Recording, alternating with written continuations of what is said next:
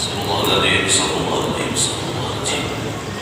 الذي لا إله إلا هو الحي المعتم إليه إلى حضرة النبي المصطفى محمد صلى الله عليه وسلم وعلى آله وصحبه وذريته وعلمه أجمعين إلى الله بالحوض والصدي والصليب والصليب والشيخ محمد إلى رسول الله الشيخ محمد ثم إلى الشيخ محمد ثم إلى الشيخ محمد ثم إلى الشيخ ثم إلى الشيخ سيد الشيخ محمد شر الله ثم الشيخ محمد ثم إلى الشيخ محمد زيد ورسول الشيخ محمد صلى الله عليه وسلم الشيخ محمد ثم الشيخ محمد سمير حميد ثم إلى سنن الله يلغش برحمته والمغفرة ينفعنا بصلاته وأمواله وعلومه في الدين والدنيا والآخرة الفاتحة أعوذ بالله من الشيطان الرجيم بسم الله الرحمن الرحيم الحمد لله رب العالمين الرحمن الرحيم مالك يوم الدين إياك نعبد وإياك نستعين صراط المستقيم صراط الذين أنعمت عليهم غير المغضوب عليهم ولا الضالين آمين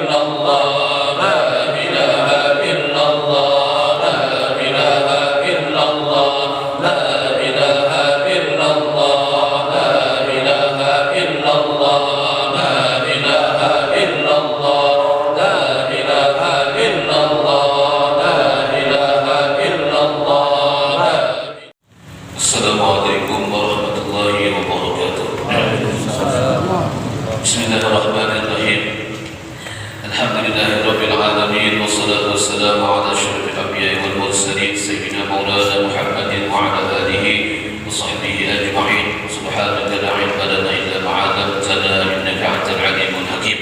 رب اشرح لي صدري ويسر لي أمري واحلل عقدة من لساني يفقهوا قولي. لا حول ولا قوة إلا بالله العلي العظيم. أما بعد. Yang kita muliakan para habaib, para syarifah dimanapun mereka berada, yang kita muliakan para alim ulama, guru-guru agama, hadirin hadirat jamaah sekalian yang dirahmati Allah Subhanahu wa taala. Alhamdulillah, marilah pada kesempatan yang baik ini kembali kita bersyukur kehadirat Allah Subhanahu wa taala yang mana kita semua masih diberikan kesehatan dan panjang umur. Mudah-mudahan Allah Subhanahu wa taala senantiasa memberikan hidayah, memberikan taufik kepada kita sekalian sehingga kita ditolongi oleh Allah Subhanahu wa taala untuk selalu taat kepada Allah Subhanahu wa taala. Amin ya rabbal alamin. Kemudian salam serta salam senantiasa kita aturkan atas keharibaan junjungan kita baginda Nabi besar Muhammad sallallahu alaihi wasallam dan juga atas keluarga, sahabat, zuriat serta pengikut beliau hingga akhir kiamat. Hadirin hadirat yang dirahmati Allah Subhanahu wa taala. Waqala Nabi sallallahu alaihi wasallam, "Awwal ma yuhasabu bihi al-'abdu yawm al-qiyamah as-salah." Nabi kita bersabda, awal-awal yang dihisab, kata Rasulullah, atas seorang hamba pada hari kiamat adalah urusan salatnya atau sembahyangnya. Fa in kana qad atammaha hubina alaihi al-hisab, maka apabila hamba tadi itu telah menyempurnakan salatnya, hubina alaihi al-hisab, maka dimudahkan atasnya berhisab.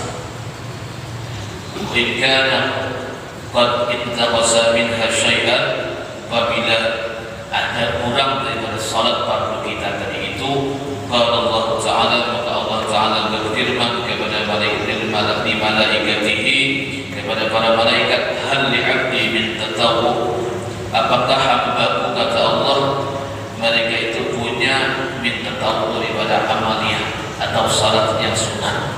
Nah, jadi ada ba'diyah, ada qabliyah, ya kan, dan sunat-sunat yang lainnya itu. Fa'atimul fadilata min at-tatawwu, maka sempurnakanlah, kata Allah, memerintahkan malaikat, kefarduan tadi itu min at-tatawwu ditambah dengan yang sunnah. Siapa tahu salat fardu kita ada yang kurang, jadi ditambah dengan yang sunnah.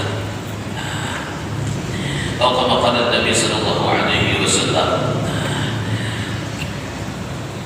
man dawama 'ala shalawatil khamsi bil jamaah, di keutamaan orang yang mau salatnya itu berjamaah, a'tahu Allah Ta'ala khamsa khisal, maka Allah akan memberikan kepadanya 5 perkara.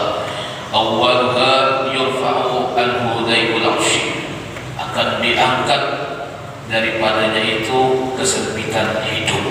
Nah, jadi orang mau yang berjamaah itu kesempitan hidupnya diangkat oleh Allah Subhanahu wa taala. Wa yurfa'u anhu azabul kabir, maka akan selamat orang itu atau diangkat baginya daripada azab kubur. Orang itu ada di azab di kubur.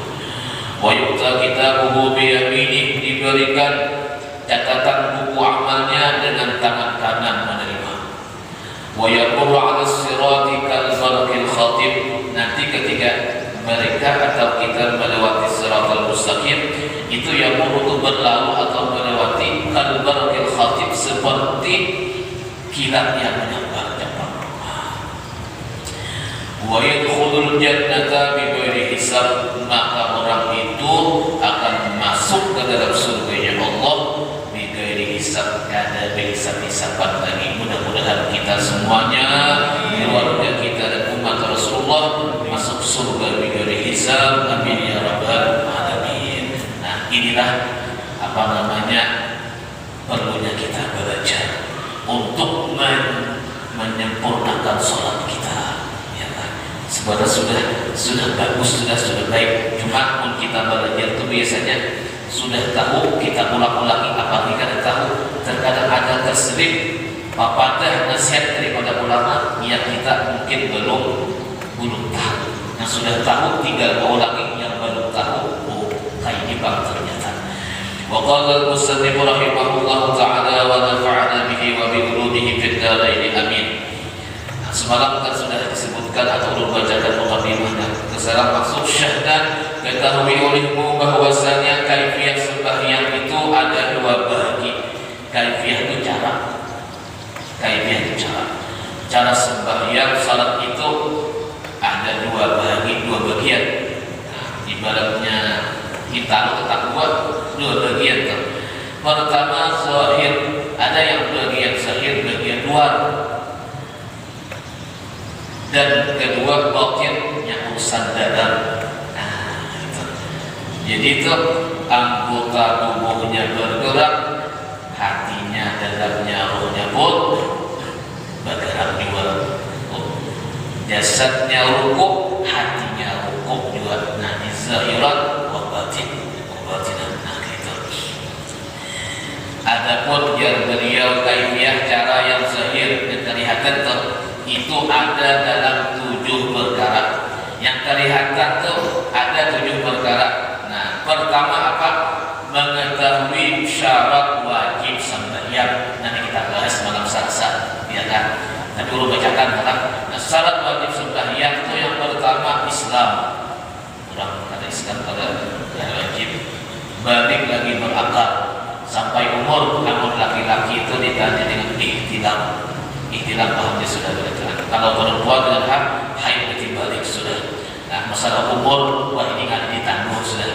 Ada ditangguh. Yang ketiga suci dari haid dan nifas. Bila ini haid dan nifas berarti ada wajib. Nah, yang keempat ada pendengaran dan penglihatan. Umumnya ada mendengar, ada melihat ketika wajib itu belajar. Yang kelima sampai dakwah atau seruan kepadanya. Nah, maka kalau ada yang 5 perkara ini maka ini disebut syarat wajib sembahyang. Nah, kemudian kata beliau, kedua mengetahui syarat sah sembahyang. Nah, pertama kan mengetahui syarat wajib sembahyang. Yang kedua mengetahui syarat sah sembahyang. Syarat sah sembahyang, nah kita bahas dulu malam Selasa, membacakan dulu. Nah, yang pertama mumayyiz, artinya dapat membedakan antara baik dan buruk. Belum bisa membedakan baik buruk berarti itu belum sah salatnya.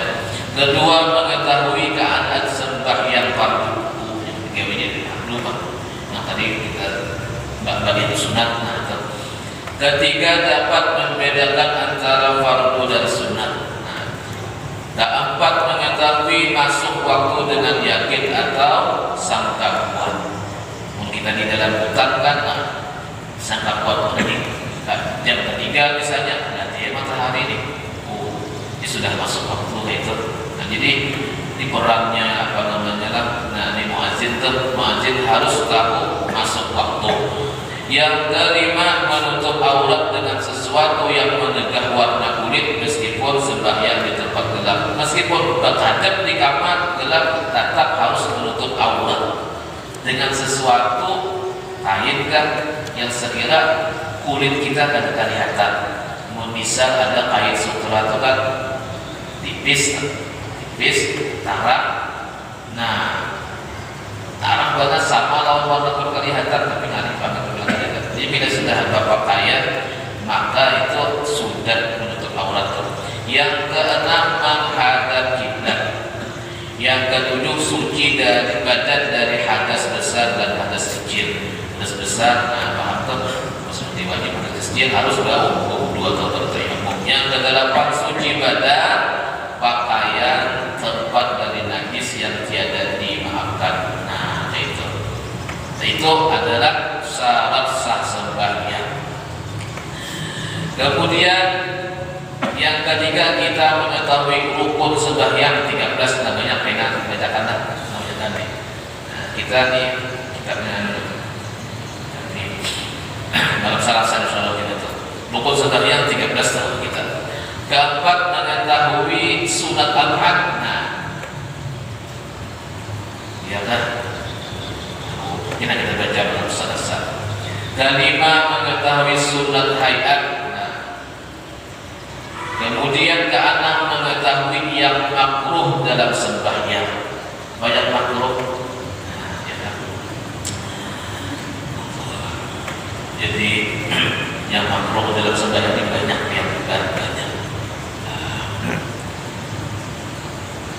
Di antaranya adalah yang baru sampaikan lah, kita tuh membawa batis kita itu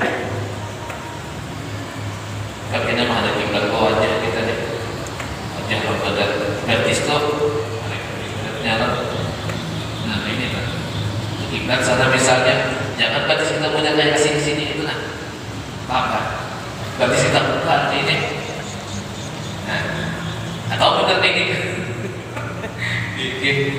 Artinya tuh ya dikit tuh mau ke arah kiblat dia tuh jadinya. Nah, cuma dimakruh aja tuh. Tawar juga jangan terlalu lebar. Kalau Imam Syafi'i itu rasanya maksimal paling sekitar gitu. Sekitar itu sekitar. Jangan terlalu lebar, ternyata ada orang yang pindah ke lebar ya kan papa aja menghadap. Ya kan, saya lebarnya sampai batis kawan. Awal kebetulan kita ngomong diri manangis kawan, media batis kawan rastom adanya, kawan takbir belajar penyebatan waktu sujud kelihatannya basah nih, sekali kawan digiga ikan melihatnya basah saja dan belajar menangis sampai yang musuh badan pinanya ikan menggegar batis tangga rastom ya kan. Kaitan atau begini, belum lagi yang menjadi hati kita hati berbeda yang jadi hati belajar menabung hati bukan waktunya dijasa ada. Pertama baca alhamdulillah, kemudian wasiat tentang Allah, baca salawatnya jangan baca mirip.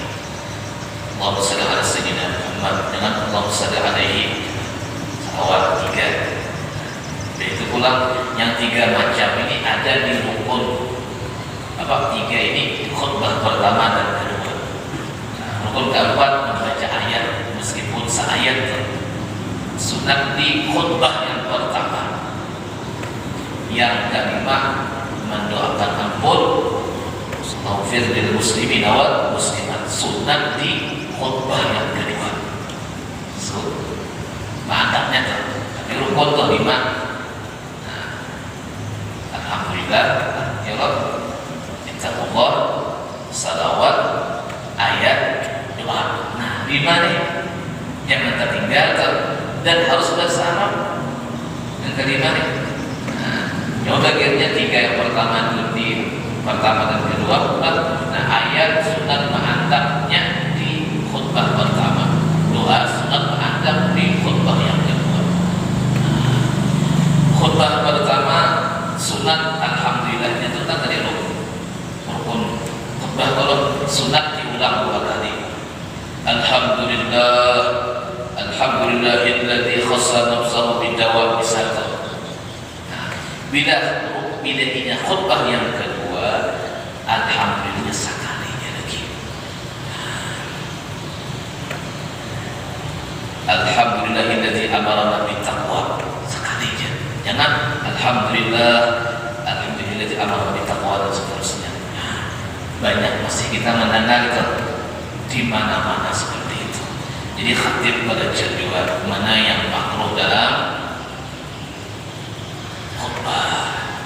Nah, itu khutbah biar berusaha kumpul, jangan terlalu lawas. Jangan terlalu lawas juga tuh. Mengurang dari dibacakan seayat, dibacakan hadis. Apa perlu penjelasannya? Ngambil kitab di manakah? Kalau usah untuk mengenai bahasa laut. Ya kan? Nah itu. Tapi pun di kota kadang-kadang ada yang itu ya tergantung orangnya. Tapi bagusnya kalau kita masih menjaga tuh. Nah kan kita nih karena khutbah itu termasuk 2 rakaat bagian sembahyang, jadi kita perlu berhati-hati agar sempurna ibadah kita nih, agar sempurna. Mungkin kita kita gawe, kita selesaikan ya. Jadi dua, cuma kita ini belajar memperbaiki, dibujuri ke depan. Itu tuh.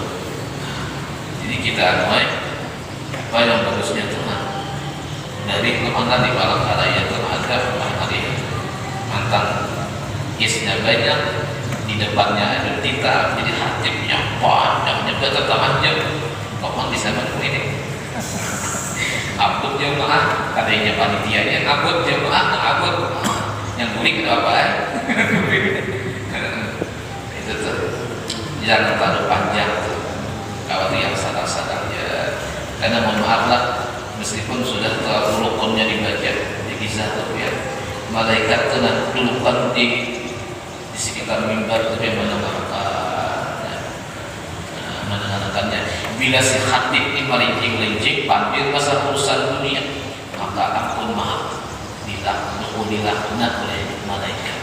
Maka misalnya lah soalnya terjemahkan kita, cuma itu kisahnya kayak seakan-akan sia-sia bubar kita.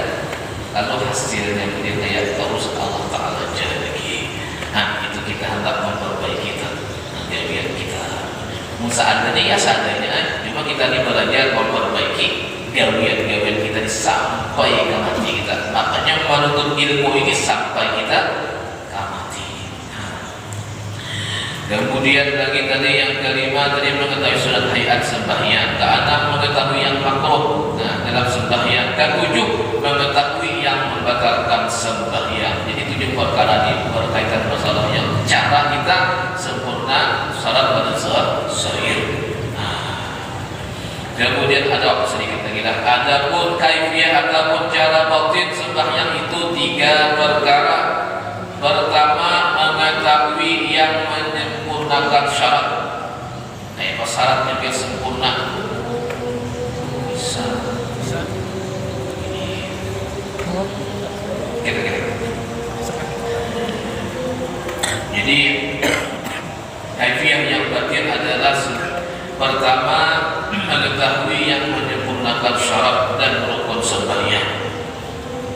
Kedua mengetahui dan mengiktikadkan rahasia tiap-tiap rukun sembahyang. Dan yang ketiga bersungguh-sungguh mengiktikadkan hakikat dan rahasia di dalam sembahyang. Jadi sempurnanya sembahyang kita caranya kaifiyah batinnya dengan 3 perkara ini tadi. Maka adapun yang pertama ya, maka sembahyang tersebut di dalam kitab Tanbihul Ghafilin bahwasanya di dalam sembahyang itu ada 12.000 perkara. Kemudian dihimpunkan ia di dalam 12 perkara. Maka barang siapa menghendaki sembahyang, maka tak dapat tiada bahwa bersungguh-sungguh ia pada memeliharakan yang 12 perkara ini supaya sempurna sembahyangnya. Pertama ada ilmu. Nah pertama nih ilmunya ada kita yang mau belajar nanti ini. Ulun ini belajar juga sebenarnya, ya kan? Sama pada belajar biar belajar. Kadang-kadang kita bisa itu. Apakah yang kita yang masih di situ? Sama pada belajar. Jadi ilmunya kita pelajari. Karena bahwasanya Nabi SAW bersabda, amalun qalilun fi ilmin khairun min amalin kasirin fi jahlin. Al-Qamaqalan Nabi SAW. Artinya bermula amal yang sedikit di dalam ilmu lebih baik daripada amal yang banyak di dalam jahil. Nah ini yang pertama. Jadi ilmunya itu ilmu sembahyang. Kalau orang ada berdagang berujung dana, ilmu dagang lah yang baru. Nah, timbul kita kali-kali pasal kali ini haji nurul tahun ini bukan tahun dagang. Nah, ya kan. Maka kita lain lagi gawiannya. Nah, itu bisa kali-kali itu kali bagi sama dengan ya kan. Nah, jadi ilmunya tuh dunia dan akhirat itu kita pelajari ilmunya. Kemudian yang kedua adalah wudu. Nah, insya Allah kita sambung pada malam Kamis 2 minggu yang akan datang dari sekarang ya. Waktunya kada panjang sedikit-sedikit jalan. Yang penting ada kita gawinya lah sampai yang sunat kita gawi sudah tadi tuh. Nah, zikir kita gawi salawat kita gawi, ilmu kita gawi. Mudah-mudahan yang kita gawi ini bertaat Allah terima dan kita hadiahkan pahalanya daripada kedua orang tua kita, daripada guru-guru kita, dan mudah-mudahan Allah Ta'ala memaafkan dosa dan kesalahan kita zahiran wa batinan. Ya Allah, mudah-mudahan biar ampuni kesalahan kedua orang tua kami, guru-guru kami, dan mudah-mudahan muslimin muslimat dimanapun mereka berada, khususnya mereka yang ada di kota Bontok, mudah-mudahan diberikan hidayah, diberikan taufik, diberikan panjang umur dan sehat walafiat, dan mudah-mudahan kita bisa mengerjakan taat kepada Allah Subhanahu wa Ta'ala. Ala hadhihi niyyah